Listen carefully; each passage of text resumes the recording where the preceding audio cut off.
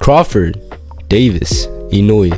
All of these professional boxers utilize shadowboxing, and almost every pro boxer does this workout too.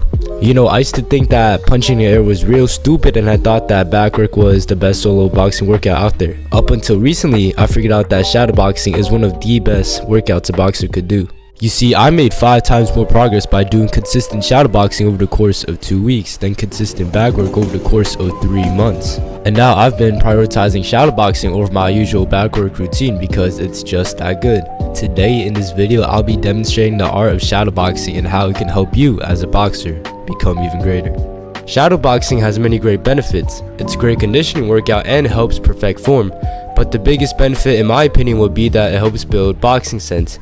And keep in mind, there are many ways to shadowbox, and the type of shadowboxing that I'm teaching you in this video is mainly for building fight sensibility. And in simple terms, I'm telling you to visualize an opponent in front of you and fight it. And when you spar against your imaginary opponent, you should visualize a realistic scenario that can actually happen in a real fight, and you should figure out the best moves to make when you're in that scenario. Doing this helps you build muscle memory for the scenarios that you imagine, and when you're placed in an actual fight with that exact scenario, you'll know how to handle it. And even though it may not work 100% of the time because boxing is unpredictable, it should work very effectively most of the time. Now let's look at this clip real quick.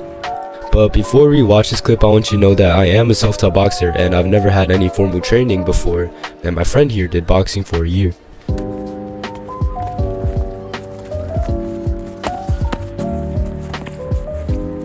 Now, how was I able to parry this straight and dodge his jab without any reaction training whatsoever?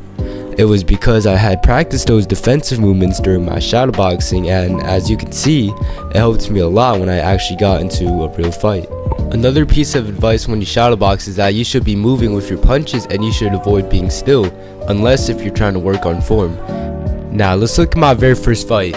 It was against the same dude that I fought earlier, and these fights are a year apart, and in this clip I didn't know how to move at all, and I ate shots for breakfast, lunch, and dinner combined. So I can't emphasize this more. When you shadowbox, make sure you're moving while you punch. It's one of the best pieces of advice I could give to you about shadowboxing.